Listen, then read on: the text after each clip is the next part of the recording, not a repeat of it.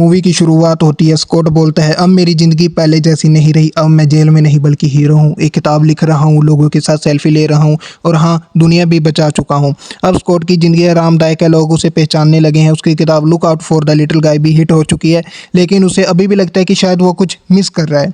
तो अगले सीन में हमें दिखाया जाता है कि कैसी अब बड़ी हो चुकी है। कैसी उसकी बेटी स्कॉट की कैसी जेल से बाहर निकलती है। उसे पुलिस ने पकड़ लिया था क्योंकि उसने एक होमलेस प्रोटेस्ट में हिस्सा लिया था जहां उसने श्रिंक टैग का इस्तेमाल किया था। स्कॉट, तुमने पिंक पार्टिकल क्यों यूज़ किए? कैसी बोलती है, क्योंकि किसी को तो कुछ करना होगा डैड।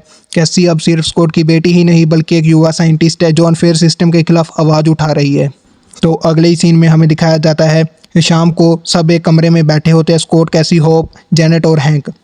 कैसी सभी को अपना बनाया हुआ क्वांटम सिग्नल डिवाइस दिखाती है। कैसी बोलती है, मैंने ये डिवाइस बनाया जो क्वांटम रियल में सिग्नल भेजता है और वहाँ से जवाब भी ला सकता है। स्कॉट, तुमने ये कहाँ से सीखा? जेनेट जल्दी से घबरा जाती है, तुमने ऐसा किया, तुमने इसे सिग्नल भेजा, डिवाइस को तुरंत बंद करो। लेकिन तब तक बहुत देर हो चुकी थी। अचानक डिवाइस ख़राब हो जाता है और एक एनर्जी फील्ड बन जाती है जो सभी को खींच लेती है सीधा क्वांटम रियल में।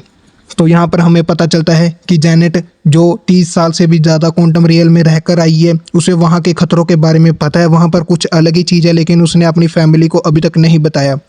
तो इसीलिए जेनेट घबरा कर उस चीज़ को बंद करने के लिए बोलती है और उनकी हाथापाई में ही वो चीज़ ख़राब हो जाती है और सभी क्वांटम फील्ड में खींचे जाते हैं। तो अगले सीन में हमें दिखाया जाता है क्वांटम एक अलग दुनिया होती है, रंगीन, अजीब, पुरानी, उल्टी ग्रेविटी, जहाँ समय का कोई अर्थ नहीं होता।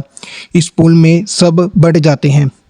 स्कॉट और कैसी एक जगह गिरते हैं, होप, जेनेट और हैंक दूसरी जगह गिरते हैं और इनके गिरने के चक्कर में ही वहाँ पर हैंक की चींटियाँ होती है जो पहले से एडवांस होती है, लेकिन वो भी उसी के साथ अंदर खींची जाती है। वो भी एक ऐसी दुनिया में गिरती हैं जिससे उनका टाइम लूप ज़्यादा बढ़ जाता है और वो कुछ ज़्यादा ही एडवांस होकर उन्हीं की जगह पर गिर जाती हैं, लेकिन अलग स्टेशन में। तो स्कॉट और कैसी एक जंगल जैसे एरिया में होते हैं। यहाँ उनकी मुलाकात होती है अजीब प्राणी से, जैसे gel like web, mind reader, quartz और रेजिडेंट लीडर जेनेटर।